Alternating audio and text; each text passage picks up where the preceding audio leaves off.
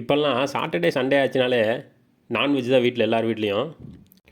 அப்போது வெஜ் பிரியாணிலாம் எப்போ தான் பண்ணுறது அப்படின்னு கேள்வி கேட்கும்போது தான் வீக் டேஸில் ஒரு நாளைக்கு வெஜ் பிரியாணி போட்டலான்னு சொல்லிட்டு ஒரு நாள் பிளான் பண்ணி செஞ்சது தான் இந்த veg biryani. Chicken mutton biryani செஞ்சால் எப்படி எவ்வளோ டேஸ்ட்டாக வருமோ அதே மாதிரியே நம்ம இந்த வெஜ் பிரியாணி பண்ண போகிறோம். பார்த்தாலே தெரியும் வெஜ் பிரியாணி எப்படி இருக்குன்னு கலர்ஃபுல்லாக. வாங்க எப்படி பண்ணுறேங்க அதை பார்க்கலாம். இப்போது இதுக்கு 2 கிளாஸ் ரைஸ் எடுத்துருக்கோம் நம்ம. இப்போ இதை தண்ணி ஊற்றி ஊற வச்சிடலாம். ஒரு அரை மணி நேரம் அது வாட்டில் ஊறட்டும். இப்போ இதுக்கு தேவையான காய்கறியெல்லாம் எடுத்துக்கலாம். காலிஃப்ளவர், பீன்ஸு, உருளைக்கிழங்கு தோல் சீவி எடுத்து வச்சுருக்கோம். கேரட்டு இதெல்லாம் பார்த்திங்கன்னா 2 கை நிறையா இருக்கிற மாதிரி எடுத்து வச்சுருக்கோம்.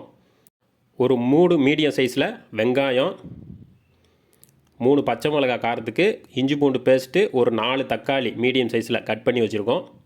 கொத்தமல்லி, புதினா, அப்புறம் நம்மளுக்கு தேவையான பட்டை, கிராம்பு, ஏலக்காய் எல்லாமே அதை சேர்த்துடலாம். இப்போது நம்ம கல்பாசி, நட்சத்திரப்பூ இதெல்லாம் எல்லாமே நம்ம தான் சேர்க்க போகிறோம்.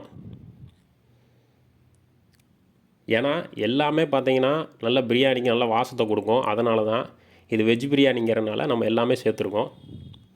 ஒரு அரை ஸ்பூன் சோம்பு சேர்த்துக்கலாம். பிரியாணினாலே கொஞ்சமாக சோம்பு சேர்த்தா தான் அது கொஞ்சம் டேஸ்ட்டு கொடுக்கும். லைட்டாக சேர்த்துக்கலாம் நம்ம. அதனால் இப்போ 3 வெங்காயம் நம்ம கட் பண்ணி வச்சுருந்தோம். அந்த வெங்காயத்தை சேர்த்து நல்லா வதக்கிடுவோம். சிக்கன் மட்டன் பிரியாணிக்கு எப்படி கோல்டன் ப்ரௌனில் வதக்குவோமோ அதை மாதிரி தான் இந்த வெஜ் பிரியாணிக்கு நம்ம பண்ண போகிறோம். சின்ன குழந்தைகள்லாம் காய்கறி அதிகமாக சாப்பிட மாட்டாங்க. அதே நம்ம பிரியாணி மாதிரி செஞ்சு கொடுக்கும்போது பிரியாணியை நல்லா சாப்பிடும்போது அந்த காய்கறியும் நல்லா சேர்த்து சாப்பிடுவாங்க. அதனால் வெஜ் பிரியாணி நம்ம வீக் டேஸில் 1 டேவாவது வெஜ் பிரியாணி நம்ம பண்ணணும்.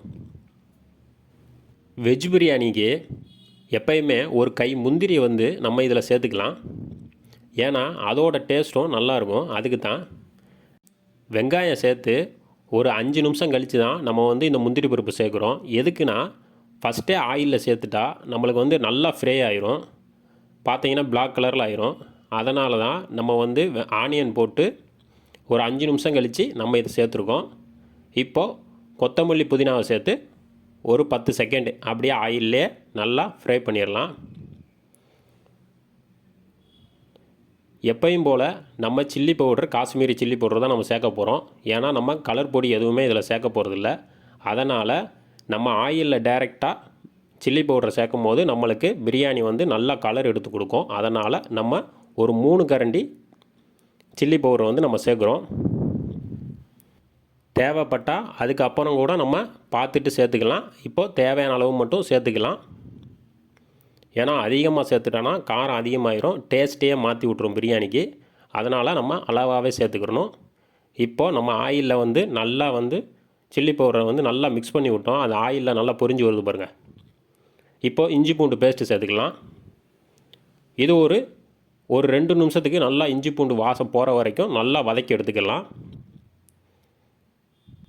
சிக்கன் மட்டன் பிரியாணி என்ன செய்கிறோமோ அதே தான் இதுக்கும்.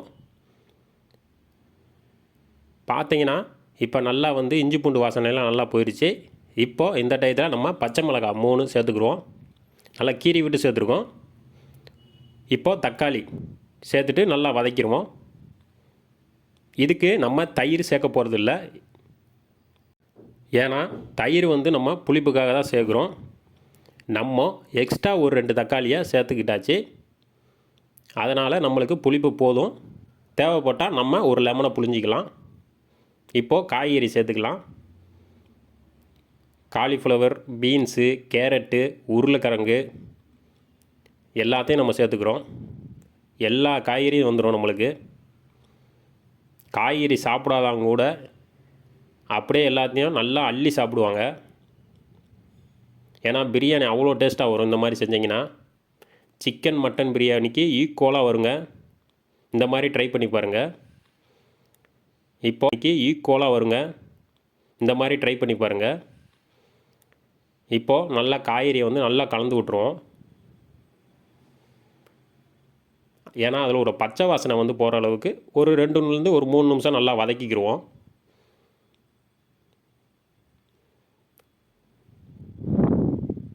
அதே மாதிரி காய்கறியும் நம்ம ரொம்ப நேரம் தண்ணி ஊற்றி வேக வைக்கக்கூடாது, ஏன்னா குழஞ்சி போயிடும் காய்கறியெல்லாம்.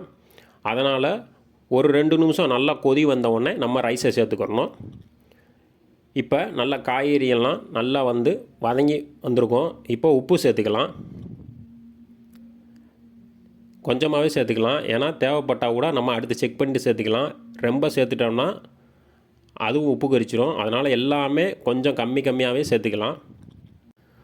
ஒரு அரை ஸ்பூன் மஞ்சள் தூள் சேர்த்துக்கலாம். இதில் சேர்த்துக்கிட்டு இதுக்கு தேவையான அளவு தண்ணி வந்து பார்த்திங்கன்னா எப்பயுமே பாஸ்மதி ரைஸுக்கு 1க்கு 2 தான், ஏன்னா நம்ம குவான்டிட்டி கம்மியாக பண்ணுறோம். அதனால் 1க்கு 2 வச்சா தான் நம்மளுக்கு கரெக்டாக இருக்கும். ரைஸும் பார்த்திங்கன்னா விதையாக வராமல் நல்லா வந்து நம்மளுக்கு நல்லா பாயில் ஆகி நல்லா கிடைக்கும். அதனால தான் இப்போ 1க்கு 2 தண்ணி எடுத்து வச்சுருக்கோம், அதை சேர்த்துக்கலாம். சேர்த்து நல்லா ஒரு 5 நிமிஷத்துக்கு அப்படியே ஒரு சிம்மில் போட்டு அப்படியே விட்டுருவோம். ஒரு 5 நிமிஷம் கழித்து நம்ம பார்க்கலாம். இப்போ தேவையான அளவு தண்ணியை சேர்த்துருவோம்.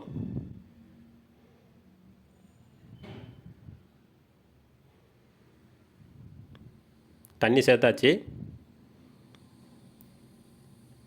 இப்போ ஒரு கொதி வந்தவுடனே தட்டு போட்டு மூடிடலாம். நல்லா கொதித்து வந்துருச்சு. இப்போ ஒரு 5 நிமிஷத்துக்கு தட்டு போட்டு மூடிடுவோம். ஒரு 5 நிமிஷம் கழித்து திறந்து பார்க்குறோம். நல்லா கொதிச்சிட்ருக்கு. இப்போது அரிசி எடுத்து நம்ம சேர்த்துக்கலாம். காயெல்லாம் கரெக்டாக பார்த்திங்கன்னா ஒரு 75%லேருந்து 80% வரைக்கும் நல்லா வெந்து வந்திருக்கும். இப்போ நம்ம ரைஸோடு மிக்ஸ் பண்ணும் போது அப்புறம் தம் போடும் போது பார்த்திங்கன்னா நல்லா காய்கறி நல்லா வெந்து வந்துடும். இப்போ அரிசியை சேர்த்தாச்சு. அரிசியை நல்லா கலந்து விட்ருவோம். அரிசியை வந்து ரொம்ப ஆட்டக்கூடாது, அப்புறம் உடஞ்சிரும்.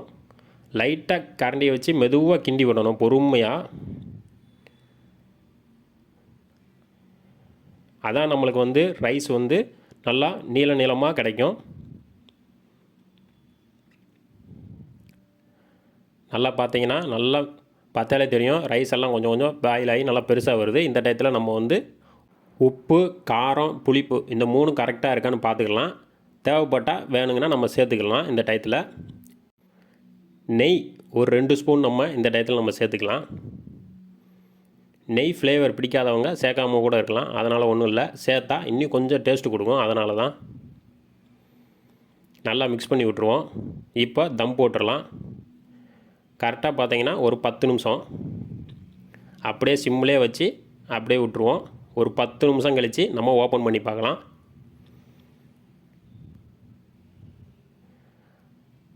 அரிசியெல்லாம் நல்லா வெந்து வந்திருந்தாவே நம்மளுக்கு அந்த பார்த்திங்கன்னா நட்டு குத்தான் நிற்கும். அரிசியெல்லாம் பார்த்தாலே தெரியுதா உங்களுக்கு?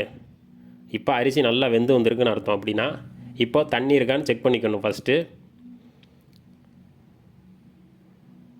அந்த மாதிரி செக் பண்ணிக்கணும் சைடில் விட்டு. தண்ணி எதுவுமே இல்லை, பார்த்தாலே நல்லா தெரியுது. அப்படியே இப்போ லைட்டாக மேலே இருக்கிற ரைஸ் எல்லாம் கீழே போகிற மாதிரி லைட்டாக அப்படியே மிக்ஸ் பண்ணி விடலாம். அவ்வளோதான். இந்த மாதிரி அப்படியே லைட்டாக மிக்ஸ் பண்ணி விடணும். மிக்ஸ் பண்ணி விட்டுட்டு ஒரு 15 நிமிஷத்துக்கு அப்படியே நம்ம விட்டுறலாம். நல்லா இந்த மாதிரி மிக்ஸ் பண்ணி விட்டதுக்கப்புறம் ஒரு 15 நிமிஷம் கழித்து எடுத்து ஒரு பிளேட்டில் சர்வ் பண்ணலாம். இப்போ வந்து பார்த்தாலே தெரியும் அரிசியெல்லாம் எவ்வளோ நீளமாக வந்திருக்கு பாருங்கள். சூப்பராக வந்திருக்கு. அரிசி ஒன்றோட ஒன்று ஒட்டாமல் வந்திருக்கு. இப்போ வந்து நம்ம சர்வ் பண்ணலாம். சூப்பராக ரெடி ஆகிடுச்சு. அப்படியே காய்கறியெல்லாம் பாருங்கள், அப்படியே மிக்ஸ் ஆகி பிரியாணியோட சூப்பராக இருக்குது பாருங்கள். வாசம் கமன்னு இருக்குங்க. சூப்பரான ஒரு வெஜ் பிரியாணி நம்மளுக்கு ரெடி ஆகிடுச்சு. நீங்களும் பிடிச்சிருந்தால் இந்த மாதிரி ட்ரை பண்ணி பாருங்கள். காலிஃப்ளவர் கொஞ்சமாக சேர்த்தாச்சு. அப்புறம் அந்த காலிஃப்ளவர் கொஞ்சம் இருந்துச்சு, அதனால் அதை பக்கடா மாதிரி செஞ்சு இதுக்கு ஒரு சைடிஷ் மாதிரி நம்ம வச்சாச்சு. அந்த காலிஃப்ளவர் பக்கோடாவோட வீடியோவும் நெக்ஸ்ட் அப்லோட் பண்ணுவோம். இந்த மாதிரி பிரியாணி செஞ்சு பாருங்கள். வீடே கமன்னு மணக்குங்க. அந்தளவுக்கு டேஸ்ட்டாகவும் இருக்கும். பார்த்தாலே தெரியும் காலிஃப்ளவர் பக்கோடா வெஜ் பிரியாணி எவ்வளோ சூப்பராக வந்திருக்கு பாருங்கள். எல்லா காய்கறியும், முந்திரி பருப்பு எல்லாமே. பிடிச்சிருந்தால் லைக் பண்ணுங்கள், ஷேர் பண்ணுங்கள், சப்ஸ்கிரைப் பண்ணுங்கள்.